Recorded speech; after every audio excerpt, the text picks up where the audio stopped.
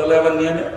আর সেই সময় এই গোটা বেহালা অঞ্চলের মানুষ আপনারা দেখেছেন টিভিতে যখন কিছু মতব্য বসে আলোচনা করছে, সিপিএম শূন্য হয়ে গেছে, সিপিএম একটা আসন পায়নি, তাকিয়ে দেখুন সিপিএম এর সমস্ত পার্টি অফিসে তালা পড়ে গেছে, তখন সত্যি এই বেহালা শস্যনা অঞ্চলে আমাদের গোটা বাংলায় আমাদের যত পার্টি অফিস আছে সমস্ত পার্টি অফিসের বাইরে তখন তালা পড়ে গেছিল।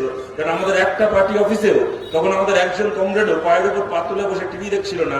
তখন নিয়ার ভক্তের মতো কমরেডরা ভোটে হেরে যাওয়া, দেখুন ভোটে হেরে গিয়ে আমাদের আনন্দ হয় না, আমরা হারার জন্য নয়, আমরাও জেতার জন্য ভোটে লড়ি। যেতে পারলে যেমন আনন্দ হয়, হারলে আমাদেরও খারাপ লাগে, কিন্তু আমাদের সেই খারাপ লাগা আমাদেরকে পেছনে ধরে থাকতে পারেনি।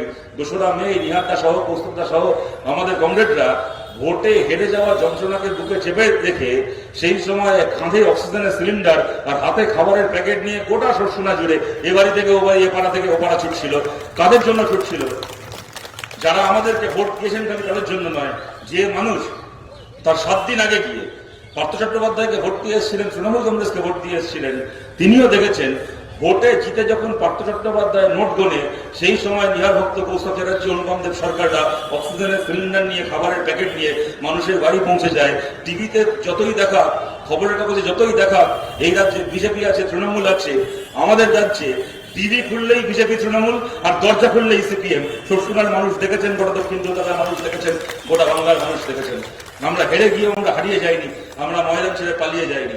আমাদেরকে অনেক ব্যঙ্গ করেছিল তখন এই বেহালা অঞ্চলে বিজয় সমাবেশ করে, তখন অনেক ব্যঙ্গ করা হয়েছিল আমাদেরকে যে সিপিএম কে শূন্য করে দিয়েছি। পার্থ চট্টোপাধ্যায় বলছিল এখানে সভা করে যে সিপিএম কে মায়ের ভোগে পাঠিয়ে দিয়েছি, বেহালায় সমাবেশ করে বলছিল। আজকে আমরা বলছি তৃণমূলের কারোর কানে যদি আমাদের কথা পৌঁছয়, আমরা হেরে গেছিলাম, হেরে যাওয়ার পরও আমরা এখানে দাঁড়িয়ে আছি, নিহার ভক্ত, কৌস্তব চ্যাটার্জিরা এই বেহালায় দাঁড়িয়ে আছে। তোদের কারো বাপের ক্ষমতা থাকলে পার্থ চ্যাটার্জিকে এখানে এনে দাঁড় করা, কারো বাপের ক্ষমতা থাকলে দাঁড় করাতে পারবে না, ক্ষমতা হবে না বার করার। বলেছিলাম জিতে কি হারি চোরগুলোকে জেলে ঢোকাবো, চোরগুলোকে আমরা জেলে ঢুকিয়েছি, কিন্তু বলুন তো